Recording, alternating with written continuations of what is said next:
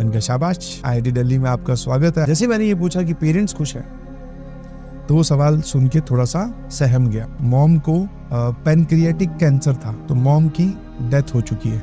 फिर मैंने कहा फादर खुश है, हम सब सही है। बोले सर पिताजी का एक्सीडेंट हो गया था, बस भरने की वजह से पिताजी की। तो कल मैं यहाँ से शाम को लक्ष्य की क्लास होती है 6:15 बजे से लेकर 8 बजे तक, तो वो क्लास खत्म करके बाहर निकला तो मुझे बताया गया कि एक लड़का आपका वेट कर रहा है। मुझे लगा कि भाई कोई मिलने आया होगा।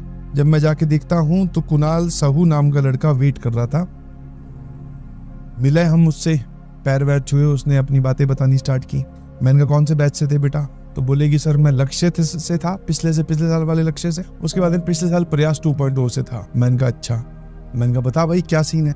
बोलेगी सर बहुत बहुत शुभकामनाएं, बहुत बहुत बधाई। मैं कहा कैसे? बोले सर IIT JEE में सिलेक्शन हो चुका है, IIT दिल्ली में केमिकल इंजीनियरिंग मिल रही है। मैंने कहा शाबाश, IIT दिल्ली में आपका स्वागत है, IIT दिल्ली में आपकी एंट्री हो रही है, इससे बढ़िया क्या हो सकता है भाई? मैं कहा कितनी रैंक आई? तो उसने अपनी जो CRL होती है, जनरल रैंक जो होती है, वो बताई 7400 समथिंग JEE एडवांस में एंड 5000 समथिंग JEE मेंस में। मैं कहा वाह यार तू खुश है? बोले हाँ सर। और ये बात करते करते जैसे कि अगला जो हमारा सवाल होता है इन जनरल जो हमारा डिस्कशन होता है कि भाई तू खुश है, अगला सवाल होता है पेरेंट्स खुश हैं। जैसे मैंने ये पूछा कि पेरेंट्स खुश हैं, तो वो सवाल सुन के थोड़ा सा सहम गया। मुझे नहीं पता था। फिर उसने अपनी हालत बतानी स्टार्ट की कि सर एक्चुअली मॉम को पैनक्रियाटिक कैंसर था, तो मॉम की डेथ हो चुकी है। मैंने कहा यार रियली सॉरी, मुझे नहीं पता था। फिर मैंने कहा फादर खुश है, हम सब सही है। बोले सर पिताजी का एक्सीडेंट हो गया था, कुछ यहाँ पे चेस्ट में लगी, वो चेस्ट का जब इलाज करवाया, उसका ऑपरेशन वगैरह करवाया, तो किसी कारणवश यहाँ पे पस भरने लगी। पस भरने की वजह से पिताजी की भी हालत बहुत ज्यादा क्रिटिकल हो गई थी। मैंने कहा अब कैसे? बोले सर अब खतरे से बाहर है, बट अभी भी बहुत डॉक्टर ने रेस्ट ही बोल रखा है, चलना फिरना भी मना है। मैंने कहा यार रियली सॉरी, मुझे ये सवाल नहीं पूछना चाहिए। बट जब मैं ये बातें उससे कर रहा था तो चेहरे पे बिल्कुल शिकस्त नहीं थी। आराम से वो अपनी स्ट्रगल की कहानी बता रहा था कि उसने क्या झेला होगा। ऑल्दो वो बोल के तो नहीं बता सकता और हम लोग इमेजिन भी नहीं कर सकते, समझे कि नहीं समझे? तो मैं आपसे फिर मैंने कहा, फिर मैं बाकी सवाल पूछने लगा। मैंने कहा फिर पूरे साल तूने कैसे अपने आप को फोकस कैसे रखा यार? यहाँ तो घर में किसी की शादी आ जाती है, बाकी सब छोड़ो सर, किसी के हमारे चाचा के लड़के का अगर बर्थडे हो तो हम उस दिन पूरे दिन नहीं पढ़ते। तो तूने अपने आप को फोकस्ड कैसे रखा इतने सब नुकसान के बावजूद? और इतना घर पे क्रिटिकल सिचुएशन है, आदमी जो है वो नॉर्मली सांस नहीं ले पाता ऐसी सिचुएशन में, और तूने पढ़ाई की है। उसने बस एक बड़ा ही सुंदर सा और खूबसूरत सा जवाब दिया, कोई ब्यूटीफुल आंसर नहीं। बोले सर मुझे ये करना था बस, और मुझे अपने लिए करना है, अब मुझे अपने परिवार के लिए करना है, मुझे उनकी हालत सुधारनी है, तो बस ये करना था सर। बस सिंपल सा एकदम, एक ऐसा जवाब जिसमें सब कुछ आ भी गया। और अगर इसको कोई नॉर्मल इंसान सुने तो उसमें कुछ भी नहीं आया। बोले क्यों किया तूने IIT? बोले मुझे करनी थी। मैंने कहा यार सैल्यूट है तेरी डेडिकेशन को, तूने कुछ सोचा, तुझे बताया तो बहुत सारे बच्चों को जाता है, तूने उसको फॉलो किया। और पेशेंस किस लेवल पे होगा। और उससे बात करते करते वक्त मुझे ये भी लगा कि यार हम किन बच्चों को पढ़ा रहे हैं, किन बच्चों को मैं कितना प्रिविलेज्ड हूँ कि मैं ऐसे बच्चों को पढ़ा पाया हूँ, ऐसे बच्चों का मेंटर हूँ। ठीक है, नहीं आई उसकी ऑल इंडिया रैंक 1, कोई दिक्कत नहीं है। नहीं आई सर 100 कोई दिक्कत नहीं है। नहीं आई 100-500 कोई दिक्कत नहीं है। 7400 समथिंग आई है, मैं बहुत खुश हूँ।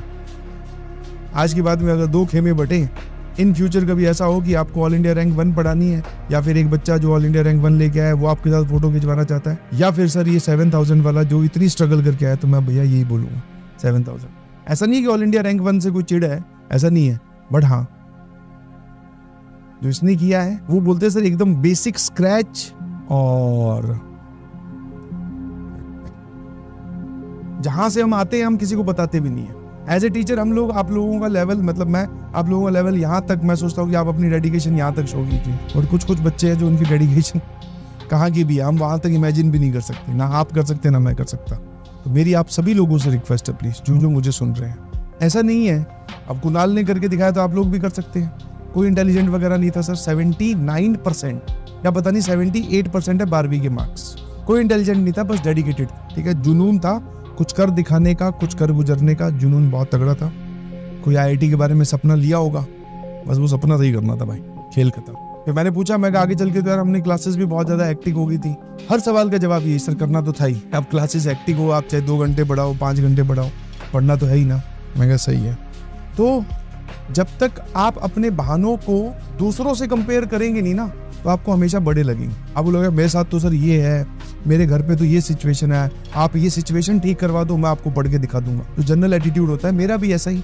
किसी भी काम को लेकर जिसमें मेहनत की जरूरत पड़ती है, हम यही बोलते हैं, हम अपनी सिचुएशन को दोष देने लगते हैं कि यार मेरी ये वाली चीज अगर सही हो जाए ना तो फिर मैं करके दिखा दूँ, जबकि एटीट्यूड गलत है और ऐसा कभी होगा भी नहीं। ठीक है, तुम सोच रहे हो कोई आइडियल सिचुएशन होती होगी, वहां पर हम रहें और फिर पढ़ के दिखाएं, नहीं। जिस सिचुएशन में हो, जिस हालात में हो, जहां बैठे हो, वहीं से ही आपको अपनी कहानी लिखनी है और लोग लिख रहे हैं और चमक रहे हैं। तो मैं उस लड़के से मिला, मुझे बहुत खुशी हुई, बिलीव मी। फिर मैंने पूछा कि अलग सर से मुलाकात होगी क्या? हाँ, बोले सर अलग सर से मुलाकात हो गई है, पॉडकास्ट रिकॉर्ड हुआ है।